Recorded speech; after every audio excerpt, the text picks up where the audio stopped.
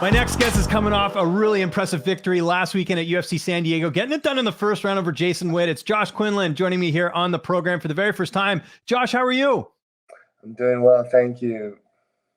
I got to know, that win has got to be one of the most satisfying in your career, just with the layoff and the fight getting moved, and you go out there and you get it done in the first round. Where does that win rank in terms of career highlights? It really feels good. You know, every win is a unique one in itself. And, you know, there were some obstacles leading up to this fight, but I was just staying centered, visualizing the purpose, remembering the purpose, why I'm doing this. And I'm glad I was able to get the result and show good character in the cage, you know, being a good example of martial arts. Did you expect the fight to end that quickly? I know Witt's been knocked out before, but was that how you envisioned the fight to go previously before you headed into the matchup? You know, I try not to set myself on a certain expectation of how the fight's going to go. There's so much different variables and so much different ways it could go. I was focusing on my strengths, what I was capable of, but I was ready for wherever it was going to take. I went in with the right intentions, but no expectations. So that keeps me balanced and not trying to force a certain outcome, but going in there being open. You know, I didn't want to be taken down, but he did take me down, so I had to adjust, stay calm, and just have faith in the training that I've done leading up to this fight.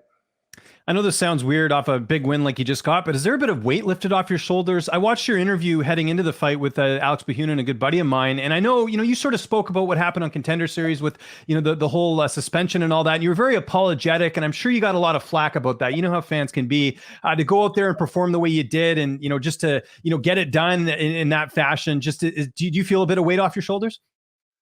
I wasn't putting too much weight on my shoulders in the beginning. You know, there was a situation with my suspension. Then next thing was the fight got postponed to a week later. But I was just kind of being centered, staying calm, and just taking everything as it comes, doing my best on each day. You know, not thinking about even throughout the fight camp. Sometimes we get anxious or we build up the fight, but I was just focused on each day doing my best, getting good training in, and just you know, I was saying like, people ask me, "Oh, am I ready for my fight, or are you getting ready for the fight?" I was like, "I'm gonna do my best on this day, and then when that day comes, I'm gonna do my best on that day." So that's my goal, kind of towards life. I love it, man. That's awesome. I know it was a quick result, but was there anything about Witt that surprised you in the fight that maybe you weren't expecting? Um, just for the distance management, you know, at this higher level, you know, it's not like you come out boom head to head. You know, you ease it out, you feel out the opponent, and you know, I did throw out a few strikes, a few kicks, and he was good at managing the distance. It didn't connect, so I had to be a little more patient, kind of lure him in, or actually, you know, when he came into range, he did good about right when he was in my range, he level changed, and I missed that hard shot. But you know, the next time he came into range, I was able to land a good shot. So it's just being patient and being having faith in the training and the techniques that you've learned. How did you celebrate after the victory? Um, Man, I was just you know, thank God for it. I was very appreciative of just not being able to or being able to perform well, being a good example, as well as not receiving any damage. And you know, I respect my opponent. Shout out to Jason Witt. I know he's back in, I believe, Kansas, and you know, I want the best for him as well. I hope he continues doing what he loves, you know, and he prospers in his personal training, and continues fighting. You know, life's a fight, you know, and whether you're fighting in the cage or fighting on a daily basis, you know, it's I encourage everybody to do their best and not let, you know, past results or things like that hold you down, but just continue doing better. And the way I celebrated the victory was just you know, a good sigh of relief. It was in San Diego, so I was able to look out and enjoy the scenery a little more leading up to the fight, I wasn't trying to look around and enjoy the natural beauty, but you know, California does have some very nice natural beauty. My girlfriend was able to watch the fight, and I hung out with her, kind of walked around downtown a little bit, and had a nice meal with my coaches and her. What was that meal? I'm always curious with that because I know you have to cut weight for camp. I'm sure that meal tasted extra sweeter with the way that fight went. We finished watching the fight card at the hotel room, and after that, it was my coach's choice, Coach Michael Costa. He likes eating healthy. We went over to Whole Foods and kind of got to pick and choose some things at the salad bar and the food over there, and just had a nice meal, all of us. Good for you, man. That's awesome. What's been the feedback like since getting the victory? I'm sure people are hitting you up on social media. I'm sure a lot of people won money on that fight because I think, you know, probably the round one prop or the, you know, knockout prop were probably pretty good. Did you get a lot of fan feedback after the fight?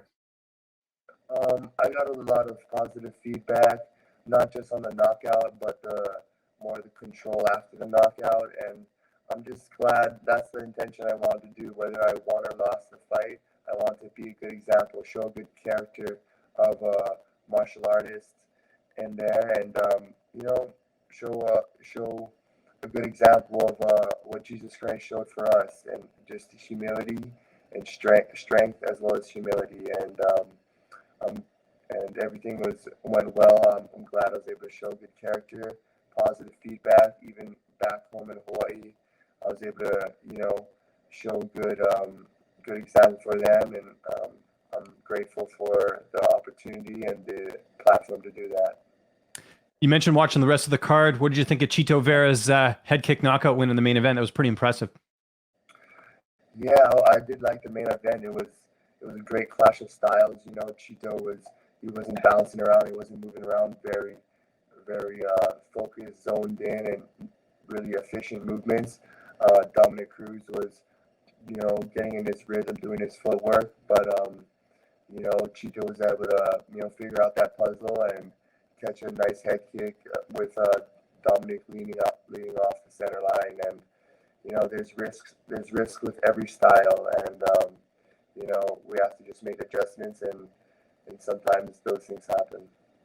If the UFC came to you right now, or your management came to you right now and said, when would you like to fight next? What would that answer be? When are you looking to get back in there? You know, maybe I'm regrouping. I feel great. There's no injuries. There's always room for improvement. You know, I don't want to rush back in there thinking that, you know, coming off a good win, ride the momentum. There's always room for improvement. I want to improve my wrestling. I want to improve my takedown defense. That's something I've been working on. But he still got that takedown pretty quick, as well as training with my coaches. And I enjoy the process of getting better. Of course, the fights are challenge in itself, but you know, I challenge myself every day, and I look forward to getting better every day. And you know, I look forward to being a new martial artist when I get back in there. I'm not going to rush back in there because, you know, someone's just like anything. Someone's going to figure out the puzzle. Someone's going to figure out a good game plan against me that might, you know, put me on the other side of it. So I'm not opposed to getting back in there if the opportunity presents itself and my coaches back me. But just enjoying the process, getting back in the gym, training with my teammates, and yeah, maybe by the end of the year, maybe November, December, or beginning of next year.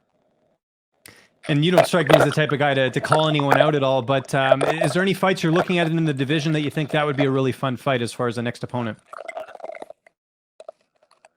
For my next opponent, I'm just excited on another challenge. Everybody in the UFC has something to offer. Everybody in the UFC has a certain style. You know, I'm developing my own style with my coaches. So I'm excited for the clash of styles. You know, maybe someone maybe a little more stand up, but you know, it's exciting. You know, every opponent is a challenge. So whatever they present me, if my coach thinks it's a good matchup, I'm ready for the challenge. What's the plan for the rest of the week? I know you're doing a bit of media. Do you got anything planned for the rest of summer that you got planned? For the rest of the summer, like the next couple months, or Yeah, just in general, do you have any plans like to, I'm sure you're going to take a little bit of time off away from training. You got anything lined up?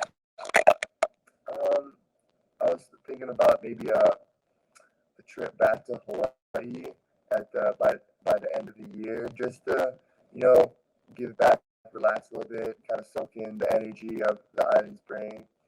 And I wanted to do a little bit of, it was planted in my mind that I wanted to do a little bit of a seminar for the local kids over there in the local gyms. And just, I know I'm a good example from this far, but I want to just get out a good message. I came from the island of Kauai, born on Maui, raised on Kauai, and just to show that, if you stay focused, you can achieve whatever you want to achieve. And this is a path I've chosen, but there's other paths, and as long as you stay focused and keep the vision in mind, don't let life get in the way. Stay focused and know what you want and sacrifice for it. And that's the word I want to get out. So I might plan on a trip back to Kauai to do a little maybe martial arts seminar and a little talk to the Love it. youth over there. Great message. Love it, Josh. Thanks so much for the time. I really appreciate it. If there's anybody you'd like to thank or any sponsors you want to mention or any social media you want to plug, I'll give you the last word. Thank you very much, brother. What was your name again? James Lynch. James. Thank you, James. Appreciate the opportunity. I'd like to thank, number one, God, Jesus Christ, that, provides the opportunity, provides the challenges, and allows us to have a good experience in both aspects, growing through the process. I'd like to thank all my coaches from the gyms I train at. I train at several gyms. My home gym is One Fight Team Vanderlei Silva's original gym, now known as Milestone Martial Arts, and the team over there. 10th Planet Henderson and Silverback MMA. Those are the gyms I frequent. And the coaches there, Leandro Lorenko, Michael Costa, Coach Casey. I'm going to butcher his last name. I think it's Hestiad, but from 10th Planet Henderson.